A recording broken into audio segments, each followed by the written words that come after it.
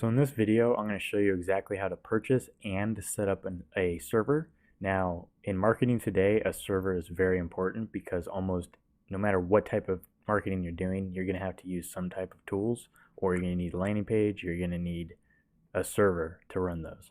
So in this video, I'm going to show you how to set up a cloud server.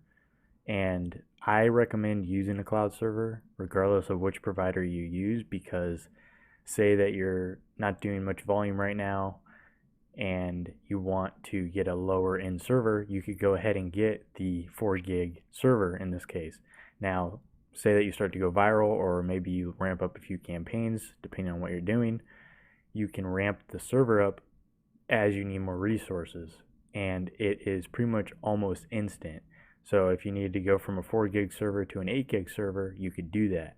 While if you were to purchase a dedicated server, you would have to actually physically change servers and move all those files over. Now, obviously that would take a few hours, it would be a few hours of downtime all the way up to a few days. Now, obviously that is bad for business, so I definitely recommend a cloud server. Now, the provider we're going to be using is NameHero. It's one that I've been using for a while now. I personally know the owner. He's a great guy, and he will help you with any problems you have. Unlike a lot of the bigger providers where you have some guy that has no idea what he's doing, you can actually, these guys are small enough still where you can actually talk directly to the people that actually know what they're doing. So also, if you use the link below this video, I have a discount code currently, so you can actually get 50% off your first month. Depending on, when you're watching this video, that may have changed, but I will try and keep the current discount for NameHero in the link below at all times. So currently it's 50% off, and the server that we're going to be setting up is, we'll just go ahead and set up a 4 gig server, and it's 81 cents a day or $25 a month, which is a killer for a 4 gig server. So it's a great deal. So what we'll do is we'll go ahead and click get started here, and what it'll do is it'll send us to the cart on NameHero where we can actually set up our server. So right now it shows $49.95 a month. Don't worry about that yet because the discount will be applied at the end. I'm not sure why it doesn't show the discount yet, but that's how it is. So the first thing you're going to want to do is choose your host name. So your host name is going to be the domain of your server.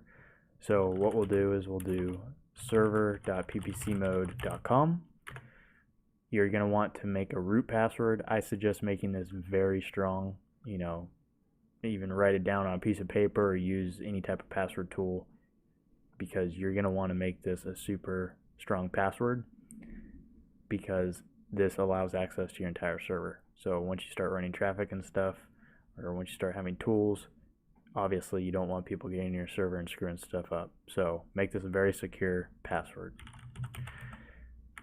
And the one I just typed in is a horrible password, but make yours a lot stronger.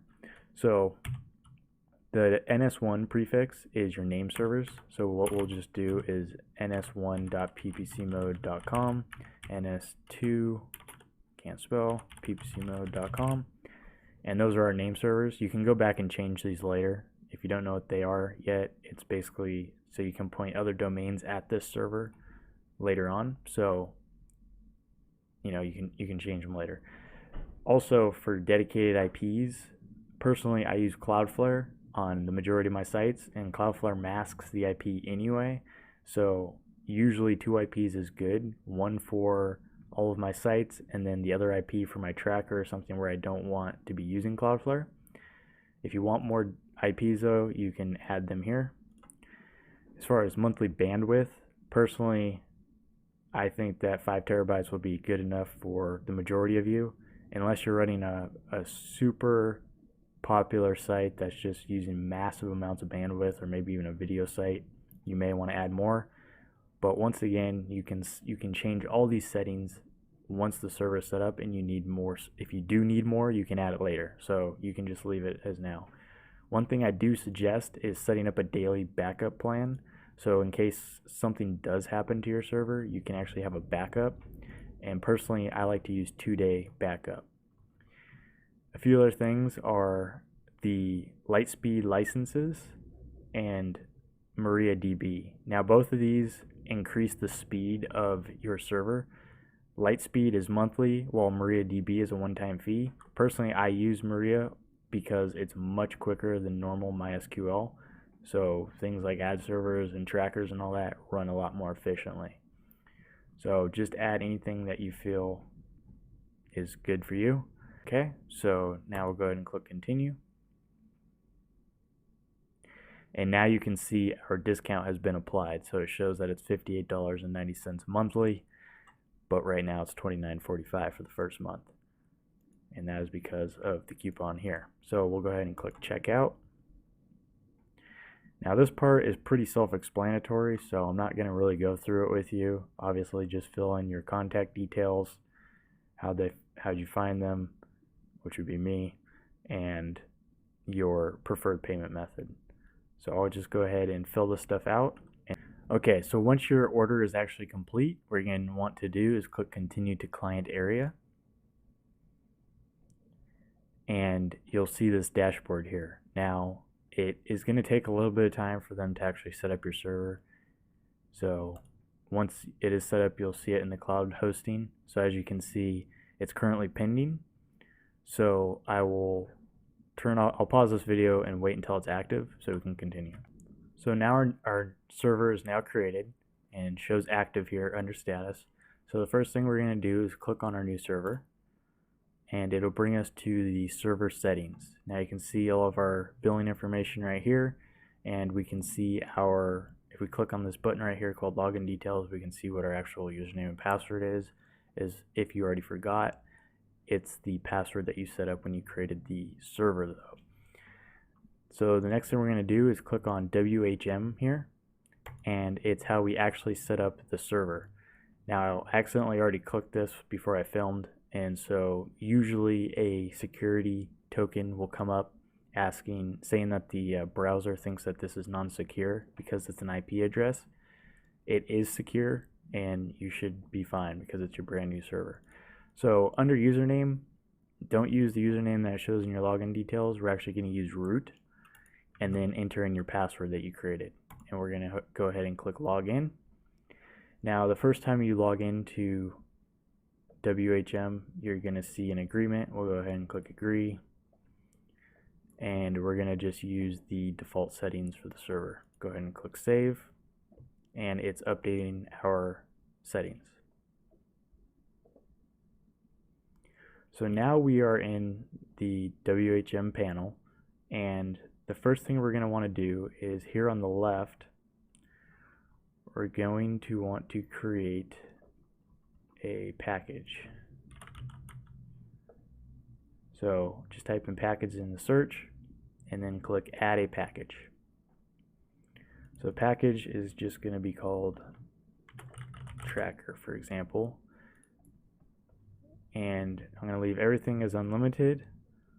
And the only difference between the packages that I do is for the tracker or anything where I want that one other dedicated IP, I'll click this dedicated IP box right here. But for this example, yeah, we'll go ahead and just leave the IP. So just go ahead and click add. If you want to change any of these settings, like limit that actual server account, then you can change all that right here. But for now, we'll just go ahead and click add. So it creates our new package, and in the bottom right here you can see that it says success, so the package was created. So the next thing we're going to want to do is create an account. And I know it seems kind of odd because we're already in an account, but this server allows you to make multiple cPanel accounts if you're familiar with cPanel, and that's what we're setting up right now. So what we're going to do is create a new account. The domain would be whatever your domain is. In this case, it would be PPC mode. We'll make it PPC mode again. We'll make our password. We'll set up our email. And now under choose package here, we have the package that we had just created. So we go ahead and click tracker. If you wanted to make this account a reseller or anything else, you can go ahead and change it. I leave pretty much everything else default. So we will go ahead and click create. So now it's actually creating our account. and usually you would want to create a new account for new each new website or each new tracker. That's what I personally do. If you really wanted to, you could have one master cPanel and then have all of your websites in that one cPanel.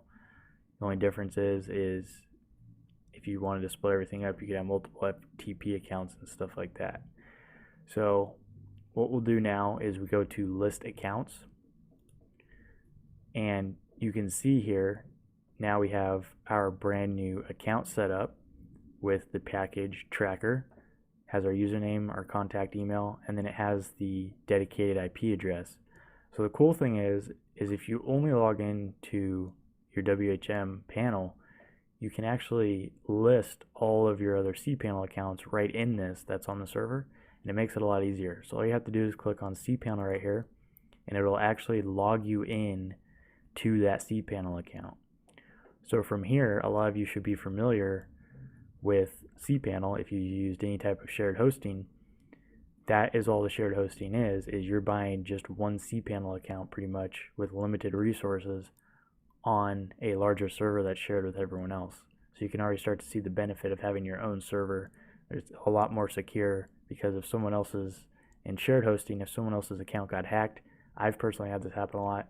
My account gets hacked because theirs got hacked, and it's just a pain in the ass. So getting to this point is pretty much where I'll start all the other videos on how to set up your tracker, how to set up your ad server and all that. So at this point, you're actually good to go and you have your server created.